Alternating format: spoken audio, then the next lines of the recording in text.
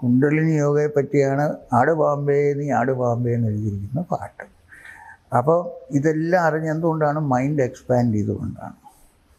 ഈ mind expansion ആർക്കും ഉണ്ടാക്കാൻ സാധിക്കും, അതിനുള്ള പൊട്ടൻഷ്യലുണ്ട്. പക്ഷെ ചിലപ്പോൾ ഫുൾ പൊട്ടൻഷ്യൽ ഗ്രോ ചെയ്തില്ല എന്ന് വരും എന്നാണ് ഞാൻ പറയുന്നത്. മനുഷ്യൻ്റെ പൊട്ടൻഷ്യലാണ്, അല്ലാതെ ഒരു കാസ്റ്റിൻ്റെ പൊട്ടൻഷ്യലല്ല. പിന്നെ അവർ കുറച്ചുകൂടി ഈസി ആയിട്ട് പിടിക്കുന്നതെന്ന് വെച്ചാൽ കൊച്ചിലെ ഇത് കേട്ട് കേട്ട് കേട്ട് കേട്ട് ചെറിയൊരു ചേഞ്ച് ഉണ്ടാവും.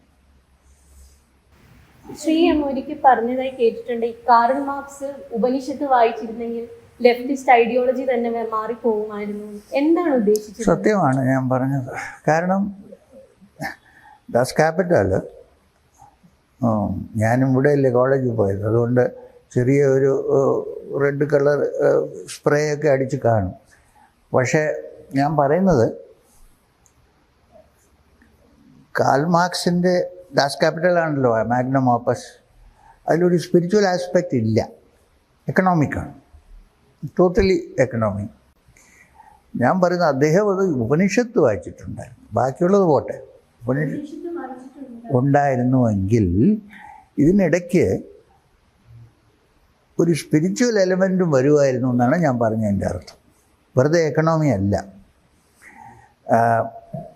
അവർ പറയുന്നത് ഡിഫൈൻ ചെയ്യുന്ന ഡയലക്റ്റിക്കൽ മെറ്റീരിയലിസം എന്നാണ്. ഞാൻ പറഞ്ഞത് ഡയലക്റ്റിക്കൽ ശരിയാണ്, അതിന് മെറ്റീരിയലിസം മാത്രം എന്ന് പറയാൻ പറ്റില്ല.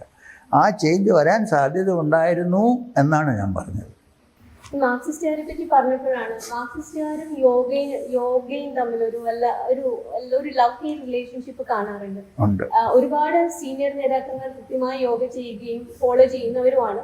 എന്നാൽ കുറെ സഖാക്കന്മാർക്ക് യോഗയോട് ഭയങ്കര വിരോധമാണ്. യോഗ ചെയ്യുമ്പോൾ ബലം പിടിച്ചിരിക്കുന്ന ഫോട്ടോസ് ഒക്കെ നമ്മൾ കാണാറുണ്ട്. അവരുടെ ഈ യോഗയുമായിട്ടുള്ള ഇക്വേഷൻ എങ്ങനെയാണ്? ഞാനൊന്ന് പറയട്ടെ. കുറേ കാലം മുമ്പേ ഇവരെന്നെ അപ്രോച്ച് ചെയ്തു.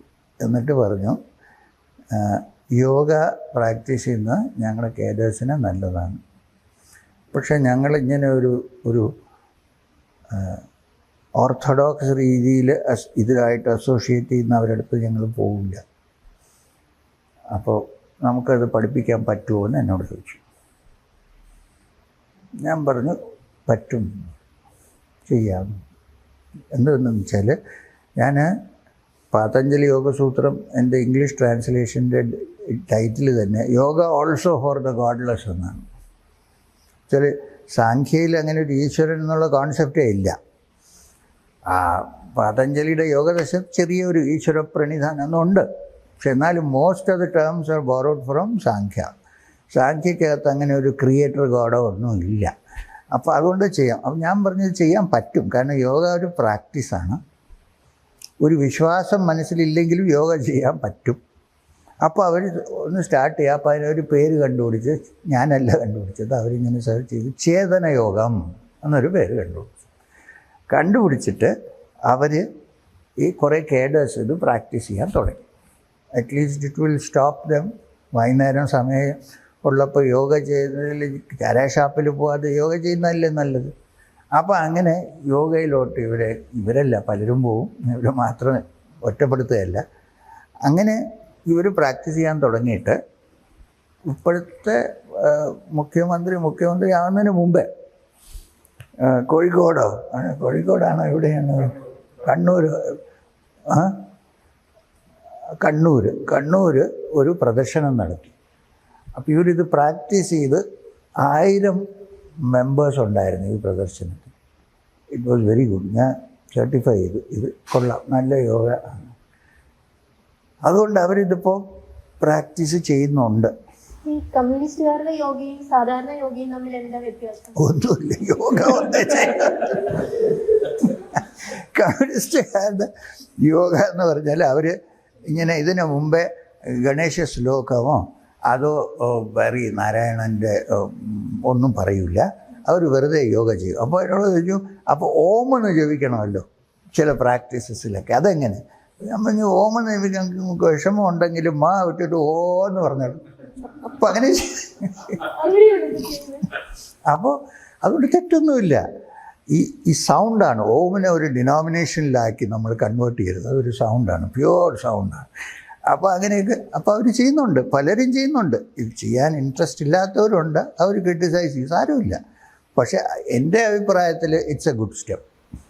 ഈ മുഖ്യമന്ത്രി യോഗ പഠിക്കാൻ താല്പര്യം അങ്ങനെ ഞാൻ അവരെ പറ്റിയൊന്നും കമൻറ്റ് ചെയ്യുന്നില്ല. ഒരു ഡൗട്ട് ഉള്ളത് അബൌട്ട് ഹിന്ദുസത്തിനെ കുറിച്ച് ഇത്രയും പറഞ്ഞു. അപ്പോൾ there was once saint, I wouldn't call him a saint, a reformer എന്ന് പറയാം, സ്വാമി വിവേകാനന്ദ, അതെ, who went to the very famous Chicago address, അതെ, he spoke about the mother of all religions. അപ്പോൾ ഈ ഒരു term something mother of all religions എന്ന് പറയുന്നത്, first and foremost, from whatever you say, it cannot be called a religion in UK. But there are different streams of thought rather than religions, like അതെ, you're right. ഇത് എത്രത്തോളം rooted ആണ് ഈ the mother of all religions in them? Because if you look at this different schools of thought in Hinduism itself, you find Nirgunopasana, Dvaita. ഇസ്ലാം പറയുകയാണെങ്കിലും അതിൽ ദ്വൈതമാണ്. ഒരു correction ഉണ്ട് അതിനകത്ത്. ഇസ്ലാമിലെ അല്ലയും വേദാന്തത്തിലെ പരബ്രഹ്മവും ഒന്നല്ല, കോൺസെപ്റ്റ് വേറെ വേറെയാണ്. അത് പോട്ടെ. അപ്പോൾ ഞാൻ പറയുന്നത്, my question is, isn't it all one and the same, like in the sense it is not one, derived from the same source, not necessarily. എൻ്റെ അഭിപ്രായത്തിൽ സ്വാമിജി റിലിജൻ എന്നവിടെ യൂസ് ചെയ്ത വേർഡുണ്ടല്ലോ. കാരണം അന്ന് അവിടെ US ചെന്ന് സംസാരിക്കുമ്പോൾ വേറെ ടേംസ് ഒന്നും ഉപയോഗിച്ചാൽ അവർക്കൊന്നും പിടിയിട്ടില്ല.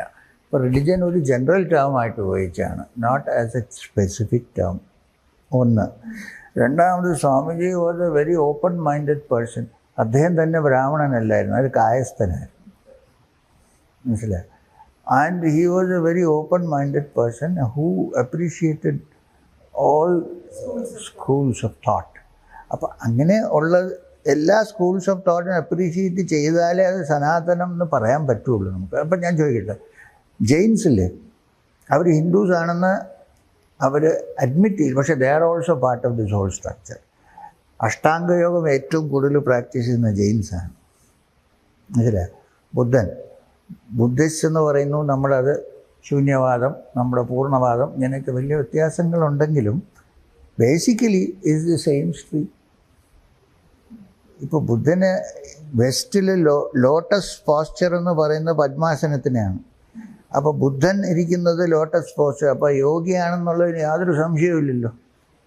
എവിടെയെങ്കിലും ഒരു സ്ഥലത്ത് ബുദ്ധന് ചെയറിലിരുന്ന് കണ്ടിട്ടുണ്ടോ? ഇല്ല, അന്ന് ചെയറില്ല, പക്ഷെ പറയാണ് പദ്മാസനത്തിലാണ്. അപ്പോൾ ഇതെല്ലാം rooted in the ancient wisdom teachings. External religion അല്ല ഞാൻ പറയുന്നത്. Because the concept, I have studied both, so people have this illusion that it is the same. അല്ല.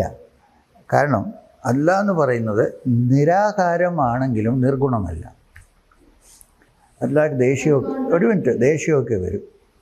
കോൺട്രഡിക്ടറി ആണ്, പക്ഷെ അങ്ങനെയാണ്. ദേഷ്യം വരും, ആരെങ്കിലും തെറ്റ് ചെയ്ത് പിടിച്ചിടിയൊക്കെ കൊടുക്കും. അല്ല, ഇടിയല്ല പറയാണ്. പിന്നെ എല്ലാവരും ഫോളോ ചെയ്താൽ അല്ല ഒരു ദൈവമേ ഉള്ളൂ എന്ന് പറയുന്നത് അദ്വൈതമല്ല. ഇതിൻ്റെ അർത്ഥം അല്ല എന്ന് പറയുന്ന വാക്ക് ഡിഫൈൻ ചെയ്യുന്ന ഒരു ദൈവമേ ഉള്ളൂ എന്നാണ്, മനസ്സിലായോ?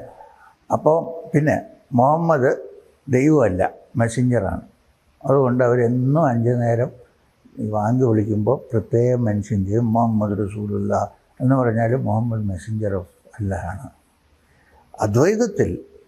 അദ്വൈതമെന്ന് പറഞ്ഞാൽ according to the interpretation of Adi Shankar Bhagavatpad, അദ്വൈതം എന്ന് പറഞ്ഞാൽ there is only one supreme Brahman. അദ്ദേഹത്തിന് നമ്മൾ കോണ്ടാക്ട് ചെയ്യാനും പറ്റില്ല, പ്രേ ചെയ്യാനും പറ്റില്ല, ഗുണമില്ല. ഒരേ ഗുണമുള്ളത് ആനന്ദമാണ്, പരമാനന്ദം, വേറെ ഒന്നുമില്ല. അവിടെ ഒരു പേഴ്സണായിട്ട് ട്രീറ്റ് ചെയ്യാൻ പറ്റില്ല, വർഷിപ്പ് ചെയ്യാൻ പറ്റില്ല, ഒന്നും ചെയ്യാൻ പറ്റില്ല. മനസ്സ് കംപ്ലീറ്റ് ആയിട്ട് ക്വയറ്റായി കഴിയുമ്പോൾ what remains is the Brahman. അതും ഇതുമായിട്ട് വ്യത്യാസമില്ല. ഇപ്പോൾ ആലോചിച്ച് നോക്കുമ്പോൾ ഇല്ലേ? പക്ഷെ ചിലർ തെറ്റിച്ചിങ്ങനെ ഇത് അദ്വൈതമാണെന്ന് അവർ പറയുന്നത് ഒരു ഗോഡേ ഉള്ളൂ എന്ന്. പക്ഷെ ഈ ഗോഡ് ബ്രഹ്മനല്ല, പരബ്രഹ്മൻ ഓഫ് വേദാന്തം അല്ല.